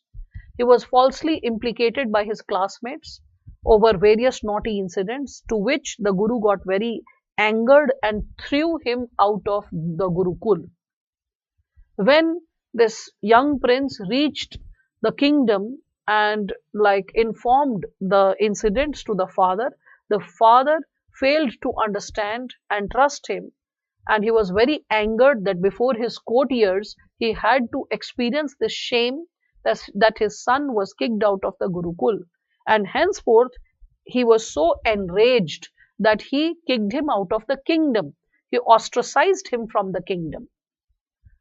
To which this young prince, he started moving towards the forest region because he could not step towards the commoners and the kingdom because the father would have been angered, right? So he stepped towards the forest, where he found that the thugs who were looting and plundering the people also killed them. He tried to hide and ventured in the forest for few hours, but finally he was caught by the thugs. In self defense, as he was a prince, he had learnt, like, uh, the warrior like skills. So in the process of defending himself, he ended up killing the thugs, and all the belongings of the thugs were now that of his, with which he started surviving in the forest. Later, in the process of survivability, he started like uh, he started killing and hitting people, and that is how he got converted into a serial killer. But somewhere the inner conscience was there, that inner light was there. That's why when Buddha passed, he could sense that there is this learned person, there is a monk who's passing by. And when he threatened him to kill, then to which when Buddha turned, and with a lot of love, lot of compassion, which the child had not experienced for decades together. He had always seen people who are scared, shivering for their life, like scared in their pants, and they were constantly pleading for forgiveness. Here is the man who's not even distantly scared. Moreover, he is exercising a lot of love, concern, true concern, something which this boy was devoid of. And that was something that shook him to the inner core and he fell on his feet. Getting it? So, when we speak of mythology, there are so many ways to engage different topics. All of you are aware of so many things. You will have your own set of experiences. You will have your own set of, I would say, sources that you will learn, you will read. I might not have read those sources or those stories, and that's perfectly fine, right? It's all about how you are narrating. And whatever you narrate, keep it short, keep it in a gist, and let the essence of that story or anecdote be directly connected to the relevance of the topic, the core idea to be emanated or shared by the topic. Let it be as such if you are using an anecdote, right? Then comes the last area, the conversation. With respect to conversation, when we discuss about it, we can reflect upon certain segments, right? So with respect to conversation, I can give you two sets of conversation. So suppose child labor, Srushti had written it, okay? Suppose I had to write it with the style of conversation, I would have written it like this, like suppose like this, yes, Ramesh and Suresh were having cups of tea after their morning class at a nearby tea stall, okay, and having samosas, full stop. Now, if you can visualize that after the morning class, Ramesh, Suresh, they are having like cups of tea and samosas at a nearby stall. That's a like a believable, imaginary like statement. And then after that, you're writing Ramesh, colon, and then you're writing, and common names like Ramesh, Suresh, anything can be written. Ram, Sham, Sita, Gita, anything. So you can just like you can say that Ramesh, colon, and then writing like buddy. Today, when the teacher was talking about abolition of child labor and different types of laws and interventions meant towards it, I found it all fake, because till the time these police wallas agree to child labor, we can never ever get rid of this problem from the society. Full stop. Quotation closed. Like, so that's the way averagely people speak. है बहुत कानून सानून है, क्या फर्क पड़ जाता है कानून होने से, जब तक पुलिस वाले मिले हुए कुछ नहीं होगा, जो चल रहा है यही नॉनसेंस चलता रहेगा. That's how people talk, right? Then after that, Suresh, colon, oh yes, yaar, you can write like that also. Okay, so oh yes, yaar, so very true. that somewhere the police walas are responsible. But let us not forget that till the time you and I keep asking for more cups of tea and samosas from our very own Chotu under quotes, this problem shall prevail in our society. Full stop. So, from this conversation, what can you sense? That child labor, the problem prevails in our society not only because of, we can say, lack of legal intervention or lack of action, legal action being taken up by the administration, but also due to massive social acceptance, right? So, due to social acceptance, we can find child labor like happening around us. And are these stories something which you will be reading in books? You will be trying to find it from books? No, just critical observation and awareness of your society. Just noticing what's happening around you, and just by noticing what's happening around you, you can actually create a lot. Okay, especially in essay, the so called engagement, interesting content that comes from that. So a lot of facts, analysis coming from the books, notes, material you're studying from GS, yes, all of it. But in between the sparks of creativity that comes, it does come from suggestions, observations you read in newspaper, and also the real life observations you hold on ground when we are speaking of this. Okay. Yes. Chitra Banerjee Deva Karudi, she also writes very amazingly, I would say. So, Mahabharata in perspective of Draupadi in her book Palace of Illusions. It is believed, it is based on mythology, so very true once again. So, in this case, there any conflict arise if I quote anything from it? No, there's no problem. You can always quote as Chitra Banerjee Devakaruni has mentioned in Mahabharata. Okay, and then you can just write the quote. And after lifting that quotation or anecdote, you can always change the para, Subhashri, and then you can write out that after noting that given aspect, just mention that and then change the para, and then you can write down that the above mentioned mythology hyphenates the problem or the possibility of, and then connect it to the core topic which is asked. And after connecting it to the core topic, then you can further get into the topic or start engaging with the topic per se. Okay, I'll give you one more example of conversation. So in one of the classes, mains classes, there was this possibility where I was encouraging students to practice some conversation. So one of the students said, "Ma'am, it is so tough." But then what happened was that when I encouraged them that, okay, try to write a conversation on development. So the fellow who said that, "Ma'am, it's so tough," was the person who came up with the best answer. So he's an IPS officer here in Delhi, okay, in Shahadra region. And last year only he cracked down a lot of nexus associated with child labor.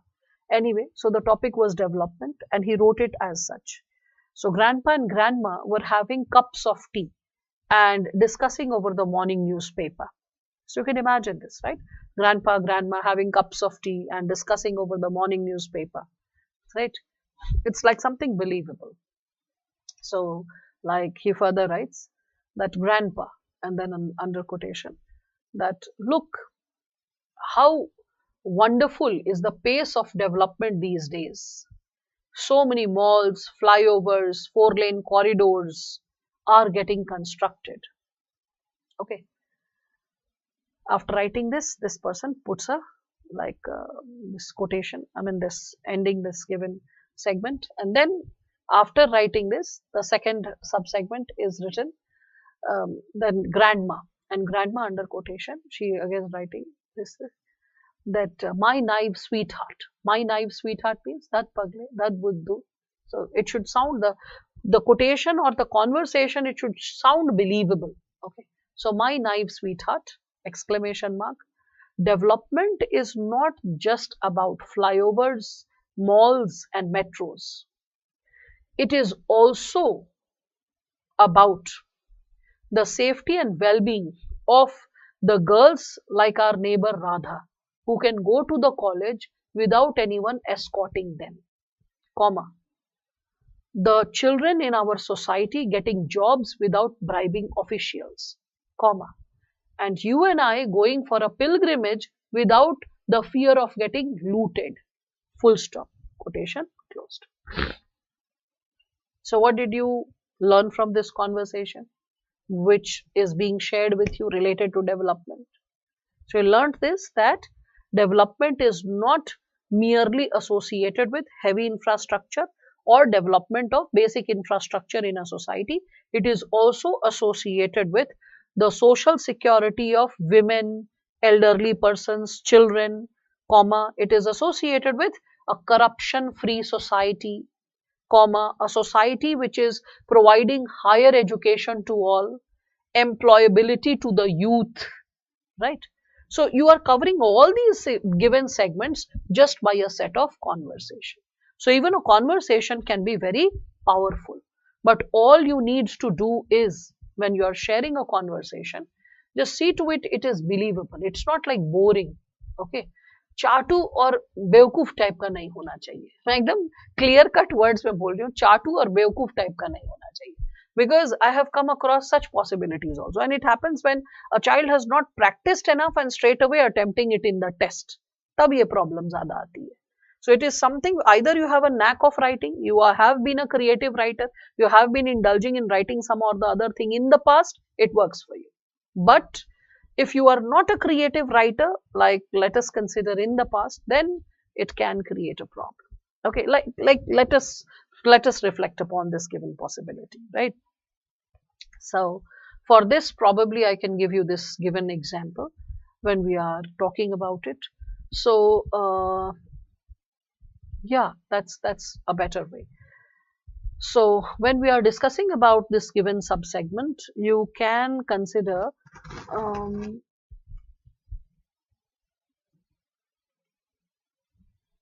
I just want to create the best given possible. Okay, let me just take it in a short while. First, this given statement. In Mahabharata, Sanjay got some power to see Kurukshetra war, and he used to explain what is happening in the war to Dhritarashtra without going to the battle. So can we connect it with today's online education or communication system? Yes, yes, yes. You can connect it and you can make it like little engaging. Okay, like by making it believable. Like suppose a quote or something like from Sanjay to Dhritarashtra, and then you can say that this would have been treated as unbelievable a century ago, and hence qualifies as mythology. But today, with online education, we can find multiple Sanjays narrating a lot of insights and truths, or multiple insights and perspectives to the larger audience or the people associated with various topics pertaining to this, something like that. Okay. So when you are talking about these types of introduction, what I imply to say is that let it be relevant, let it be short, let it be engaging. And though introduction of the essay, it seems to be bearing on a high side, it seems to be bearing 10% importance of the total essay. But truth is, it can impact indirectly 25% of your essay, 25%, 1/4 almost, right? How? Because it is the introduction which is setting the benchmark. Okay. So it is important that the introduction is so impressive, so engaging that the examiner wants to read more, learn more, like get exposed to more insights and ideas coming from your perspective. That's what you can understand. So I believe all of you are understanding types of introduction, right? And I hope you understand what is the power of creativity. And creativity is not necessarily coming from only the books that you have read. It can come from any source, but it should be relevant to the topic. Most important, it should be relevant. The language should not be very casual. So I was sharing you with this informal possibility which a student had created. So she wrote on women empowerment. So a conversation that she wrote was like the child, she is telling to her father, so girl, and quotation, and she is like, my dear father, please let me go to college. If I go to college, I will attain higher education, and after that I can also seek job. After getting a job, I will be standing on my feet and contributing to national income. Full stop. Father: oh, my dear daughter, you opened my eyes. I never thought it like this. Yes, now I will send you for college by going to the college, you will be contributing not only to the national income, but also it will create confidence in you, and it will empower women of the society. Lot of people will get inspired by you, something like that. Okay. Now, the question is, how many people talk like that? My dear father, my dear daughter. Okay. And probably I gave it a better expression. It was even more crude. Okay. In terms of the kind of conversation, it was like literally women empowerment was defined by the girl in the format of a definition. And then the father seemed to be like changing his perception and heart just by listening to the definition of women empowerment. So I was like, wow, aisa kab hota hai bhai? ठीक है. So are you understanding that? When you're indulging in conversation, make it believable. If you don't have that knack, write the definition only. Simple. Okay, so I just wrote that why don't you just straight away start with the definition of women empowerment rather than lacing it up and stuffing it up unnecessarily with the style of a conversation. Fine. So you have to build upon that style. It does not happen overnight. So it's all up to you how you are building upon the given substructure. Okay. But and what sources you come across. There are multiple ways to engage with it. This is all that I'm saying, right? So further, as we are moving ahead,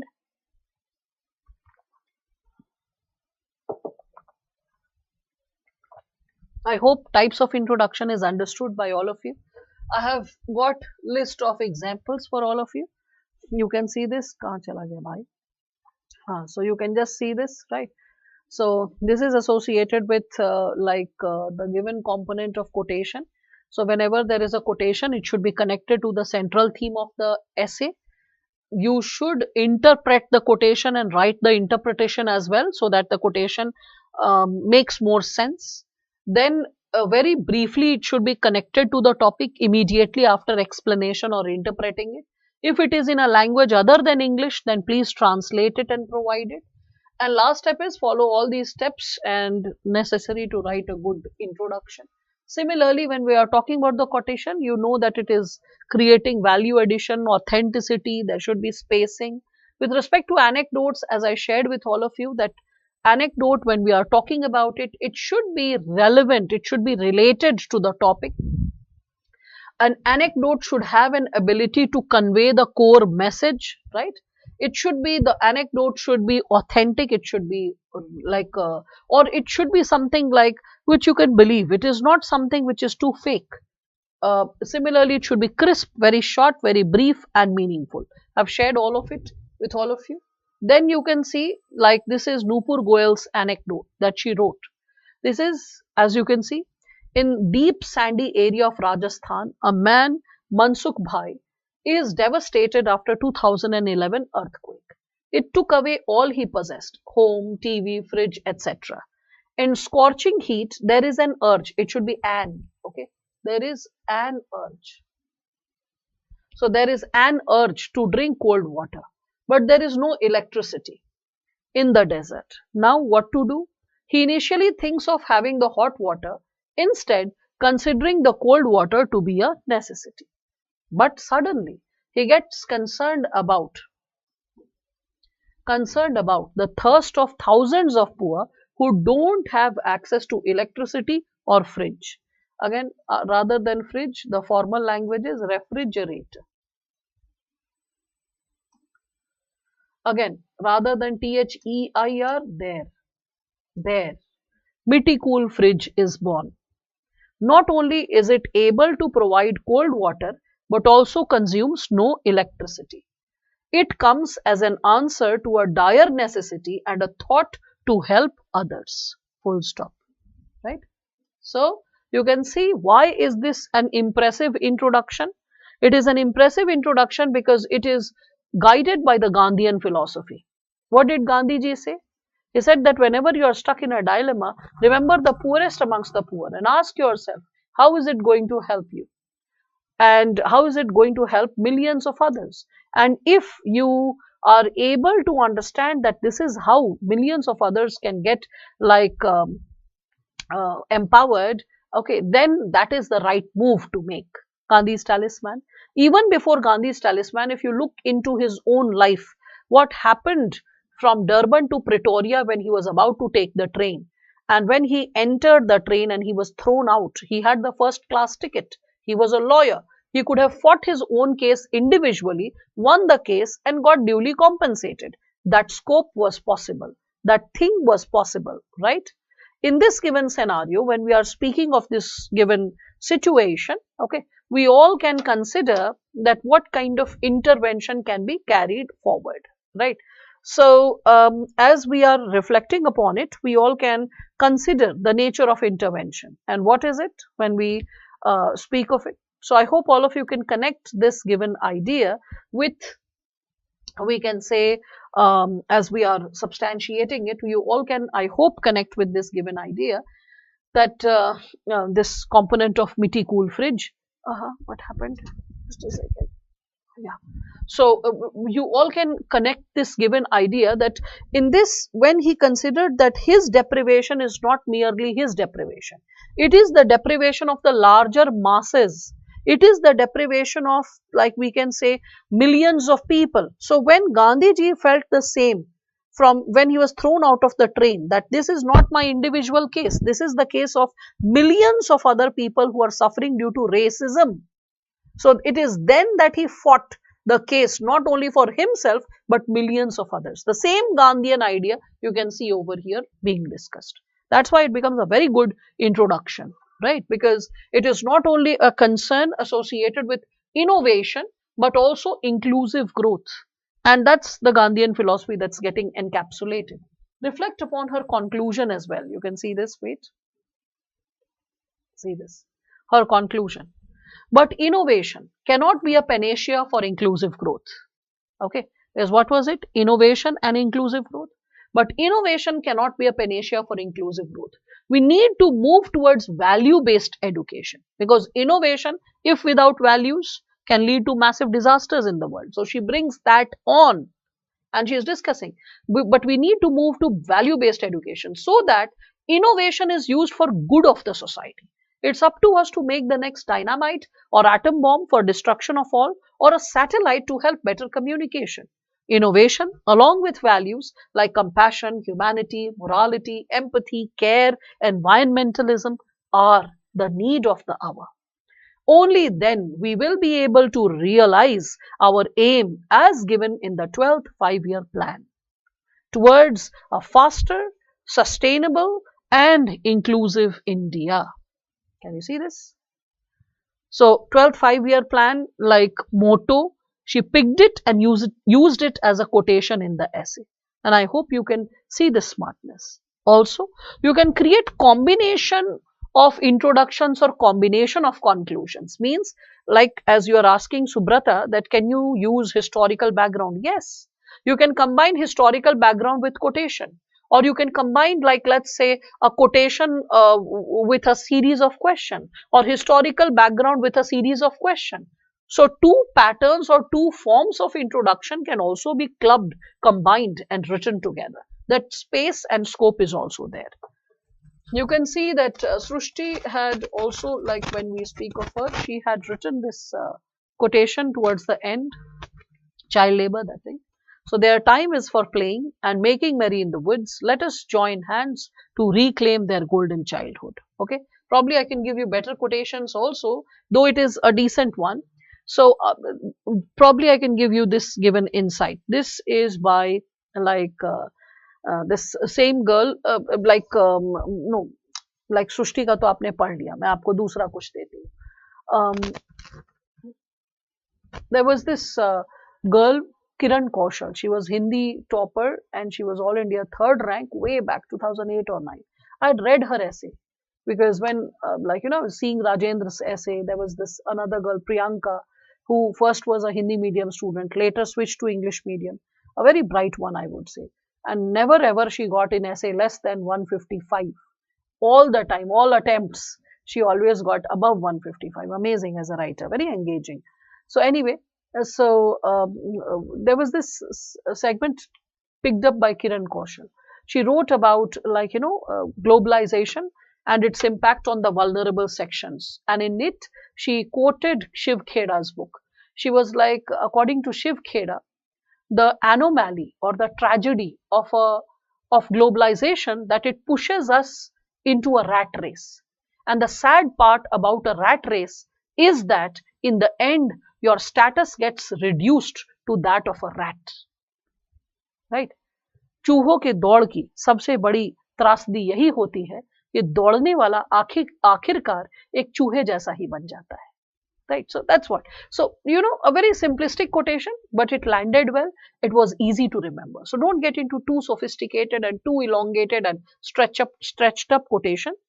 Either simplify it, memorize it, use it as your own, or you can always memorize something simpler and more meaningful. Then what happened after mentioning Shiv Kheda? Then she mentioned, like, with respect to globalization, what are the challenges? And then she raised that the challenge remains. सवाल ये उठता है कि क्या वैश्वीकरण के सभी फायदे सभी वंचित वर्गों तक पहुंचेंगे, या वैश्वीकरण के फायदे सिर्फ शहरों के कुछ घरों तक ही सिमट कर रह जाएगा? Will the benefits of globalization reach all households, or will it shrink to certain urban houses which will be benefiting from it? And then she raised few more questions, and then she writes, जिस दिन वैश्वीकरण के फायदे सभी वर्गों को साथ लेकर चल सकेगा, जिससे कि सभी अपनी क्षमता के अनुरूप लाभ उठा सकेंगे और अपनी क्षमता वर्धन में भी संलग्न हो सकेंगे, ठीक है, means the day when we will be able to see that globalization is acting as a tool of development for all sections of the society.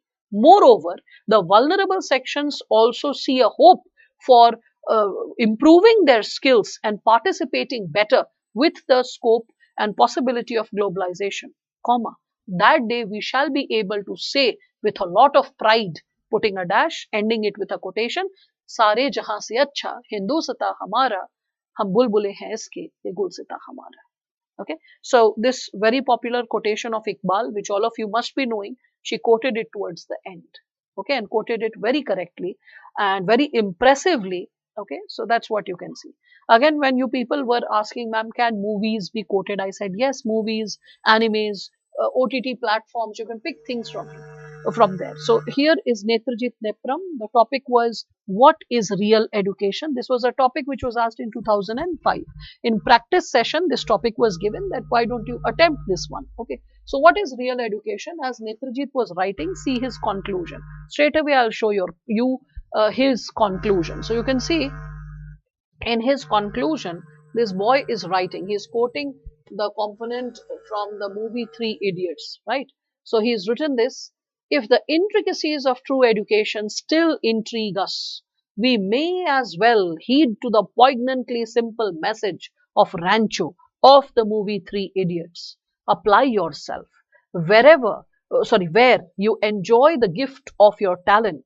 Do not pursue success. Rather, the pursuit of excellence will bring success come calling to you, right? You all must have been aware of the movie Three Idiots, right? So do not pursue success. Okay, so the pursuit of success, it's like it will come calling to you the moment you are working upon your talent, your real inner call. So that's what. I hope all of you are getting some clarity and insight related to all the types of, like, introduction and conclusion, how powerful they can be. All types of introduction can be written as types of conclusion. Okay, that is something which all of you have to be clear about. Okay, so under the component of, we can say, types of conclusion, if I speak of it, you can connect with respect to this given area, that in the component of types of conclusion, first and foremost, all types of introduction can be used as types of conclusion.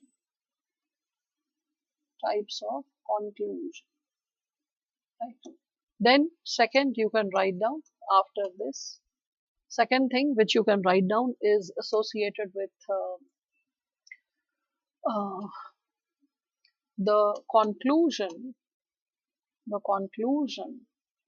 can be based on larger than life principles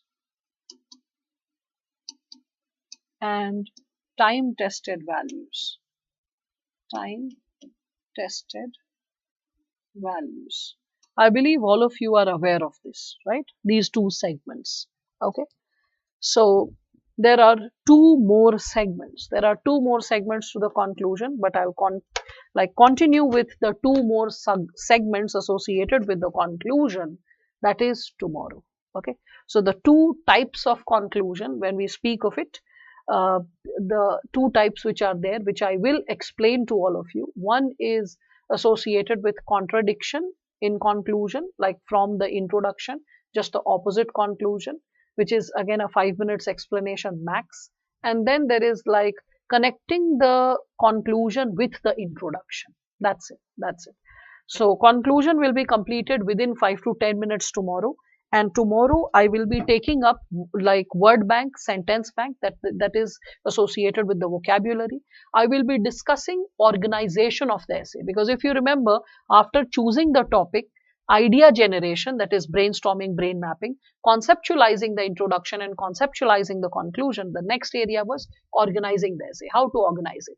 So certain pieces of instruction I'll be writing on the board, you will be noting it down, and I'll be explaining it further.